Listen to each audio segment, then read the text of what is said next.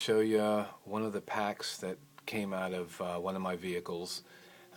It's time to update it, go through it, and make sure everything's cool with it. So I figure I'd do it on camera and post it on YouTube. And this is as much for me as it is you, so I can keep track of what's there and kind of help me think through what I need to replace and what I need to add and subtract and things like that. But hopefully you guys will get some ideas about things you might want to add to your car pack. This cup, I think it's a 2-quart Ziploc here, is worn out and needs to be replaced. Maybe with a thicker, more permanent sort of Ziploc. This is part of a much larger pack that contains things like a torque wrench for changing tires, a jump box, small air compressor, 12-volt powered air compressor, few things like that, gloves, leather gloves, things like that. And this is in addition to my, sorry, I'm going to be clearing my throat a lot today. I'm on the tail end of a cold. This is in addition to my regular toolbox that stays in the car that just has, tools in it. So this is sort of one of the, I would say, I would call it sort of, not survival, but sort of more camping gear type stuff that goes in there. I could, if maybe if I had to grab one thing to throw in the back of a pack, like let's say I was going to leave the car for some reason, or what have you. Maybe if I'm going on a camping trip and I need some extra things like that. So I'm just going to go through this pretty quick and show you some of the stuff that's in here. And as I'm doing it, I'm going to kind of be mentally thinking about some of the things that I need to replace, starting with this bag. This bag's it's just a Ziploc. So one of the things that's in here you guys have seen before, and I believe this is a different one. Yeah, I have 2 of these. So this is a pretty cool little survival kit that I've detailed in another video above or below this one. So I'm not going to go through this whole thing, but I'll just show you real quick for the purposes of this video. Pretty cool little kit. This is it's kind of heavy duty plastic, something similar to Kydex. It's got a little survival manual in here. It's got a little knife and a bunch of accessories and things that need to be updated. I updated my other one. We talked about that in detail on camera. This one, it looks like I added on the inside looks like I added some caulk in there for a waterproof seal. Not a bad idea. So when it's tight, closed down real tight, and got a waterproof seal. This is actually a pretty good little manual here. This is the Mark III, by the way, and but from this is some notes from Bob Cooper here. Check out my other video. It details this kit. This is an identical kit to the other one. I may have added 1 or 2 things to it, but that's one thing that's in there. All right, what else do we have? We've got a Sky Blazer. This is a scuba emergency flare. Obviously could be used for a lot of things. This expiration date on here says, I don't know if you can see it right there, it's March 2000 to September 2003. This actually has been, believe it or not, this has been several places around the world with me, and I suppose you probably couldn't carry this on a plane these days. But when I did some scuba diving, I was out in the ocean for a while, did some various things. Some of these went with me. So don't know if this still works. Probably a good idea to replace that. But flares are cool to have. They can do a lot of things. Start fires. You could chase away a bear if you needed to with it. Maybe might just make him mad. But yeah, you could use it as a sort of impromptu weapon, but really they're for signaling. So better to have road flares. Those are meant for signaling high up in the sky. Those are scuba flares specifically. Maybe I'll do something on those. Maybe I'll do a whole video on those. These things are super handy. You guys know what these are. These are cable ties. I try to keep lots of these around. You can just chain them together, and if you get these are cheap ones. Well, actually, these are medium quality ones. The really good ones are very strong. The cheap ones dry out and break pretty easily. But yeah, great to have. I always try to keep a bunch of those around. So I have various kinds of extra batteries. That's a CR123A. This is a CR2016. Both flashlight batteries. Another CR. 4 Surefire lights. I'm probably going to pull out some more of those down in this bag. Earplugs. I'm pretty big on those. Nice to have for various things, especially if you're changing a tire on the side of the road, on the side of the highway. Oh man, nice to be able to knock that sound out a little bit so that it's not deafening when the trucks go by. This is for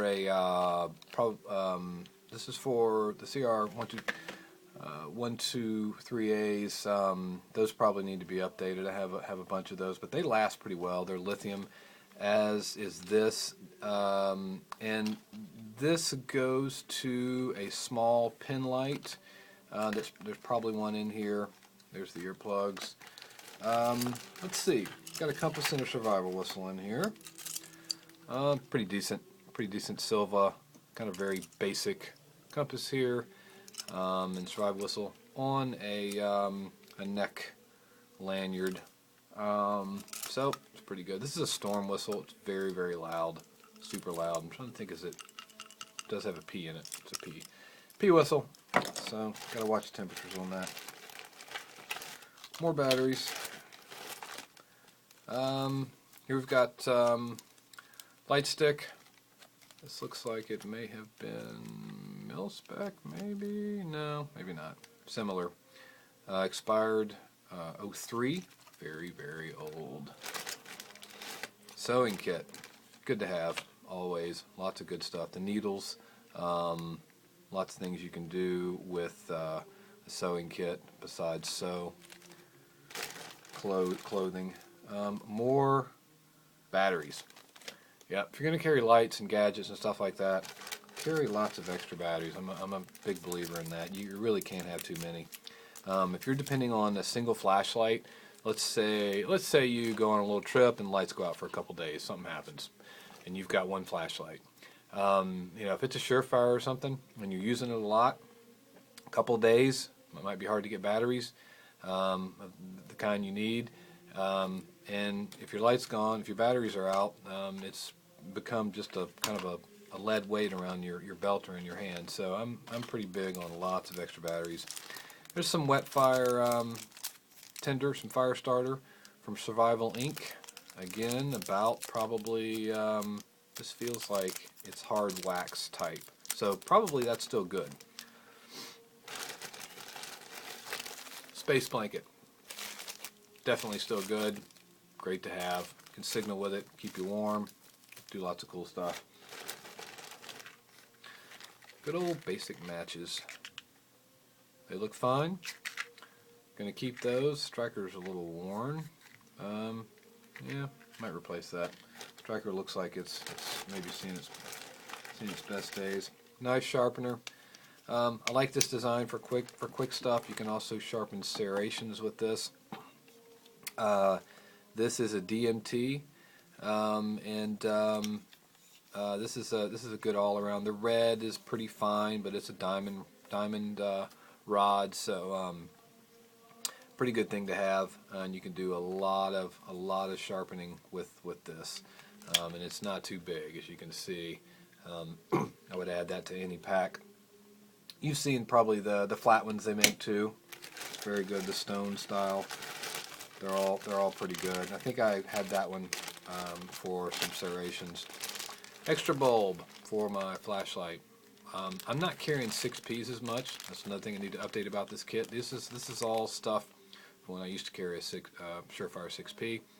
I still have the 6Ps and I still use them, but they're not my EDC anymore. Alright, another Chem Light. I'm going to have to try one of those out. It'll be interesting to see how long they last beyond the expiration date. Actually, all this stuff, the stuff that's disposable, that may expire, such as the Chem Light, the Flare, be very interesting to see if they still work. This probably still works. Yep. It's probably 10 years old. I wonder if they put an expiration date on lighters. No. This might not be that old. This may not be 10 years old. Maybe it got thrown in there. I haven't looked at this kit in a long time. More batteries. The Surefire I do carry, which is the backup, is the model. It still uses the 123As, and so I will always have lots of these nearby because I love those lights. I think they're very handy. 2-power, high and low beam. I should do a review on that one of these days. Oh, there's more batteries, because I use them a lot, and I like the high and low beam. I like the way they're designed. This is a little clip-on light that I would use if I were changing a tire or trying to get somebody's attention.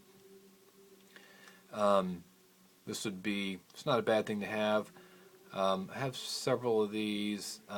Really, best thing to do is keep one of these in your console. If you've got to get out of your car for any reason, really day or night, clip one to your hat or something. If you're working on the side of the road for any reason, I typically carry a neon green reflector vest if I'm going to be changing a tire on the side of the road, because that can go bad real fast. I'm sure you guys have read reports of law enforcement officers and others who have been hit by mirrors, semis, and various things going by. Didn't realize they were that close to the road. So yeah, that's a big one. More batteries, lots of batteries. I need to go through and check all the dates on these. I'll probably put these in rotation and do something else with them. Good thing about the Surefire lights, there's an argument that says that it is nice to have, and you should have a backup light that definitely has uses a standard battery that's easy to find, such as a AA, a AAA, and that's a good thing to have. However, those batteries don't tend to last as long in terms of long-term storage. The lithium-ion batteries, they tend to last a lot longer and hold a charge a lot longer. My experience with the AA's and AAA's, no matter what brand, is that typically they will start to corrode after about 3 or 4 years of storage. They'll start to get funky. This is an important fuse for the vehicle that it goes in, and I like to keep fuses in general. I have a fuse kit. I'm not sure why this particular one, this 30, ended up in this kit. I'm going to have to go back and ponder that. There's probably a specific reason for it. And the last two things that are in here, big wad of paracord. Always good to have. And then you guys may have seen this book. This is this is considered a pocket-sized book. It's one of the smaller ones. It's the Collins Gym SAS Survival Guide, and I haven't read this in a while. I need to go through it. This is an old one, as you can tell, and looks like it was about $10. Probably the price hasn't changed. And great thing to have. Give you a quick. This is by John Wiseman, ex-SAS, and give you a quick look at the contents. The essentials: be prepared, equipment, survival kit, survival pouch, knives, facing disaster, water, salt, survival log, climate and terrain, climate zones, polar regions, mountains, seashores, islands, arid regions, tropical. I'll move a little faster. Food, basic breakdown of food in various environments. Campcraft, fire, cooking, preserving food, organizing the camp, tools, furnishing the camp. Reading the signs, maps and direction finding. The decision to move, when to move, how to do it. Survival at sea. Ooh, that's a tough one.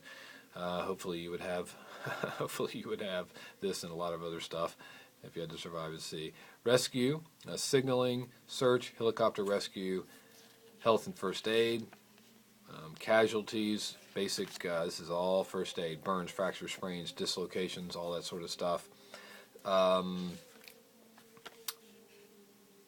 Lots more about moving the injured and emergency childbirth and bites and all those sorts of things. Various types of creatures that you might encounter, such as snakes and bites and stings and other things. Disaster strategies for floods, tsunamis, avalanche, hurricane, tornado, lightning, earthquake. So for a book that's this, that's 4.5-ish, a little bit more, 4 3/4 by 3 1/4. Pretty good. It's kind of thick, but a lot of information in there. It's about 1 inch thick. And I remember this as being a very good book. Most of this information in here, the majority of this, is not going to be outdated. There may be a newer version that has some technology updates, but in general, all this stuff is going to continue to be very, very useful. All right, so that's that pack. If you have any tips about things I need to add for this particular pack, it's kind of a grab and go out of my larger pack. Then feel free to post below. Let me know what you think, and anything you need to add, subtract, or update that I've missed. Appreciate it. This is Gear Nut Jim signing out. See you next time.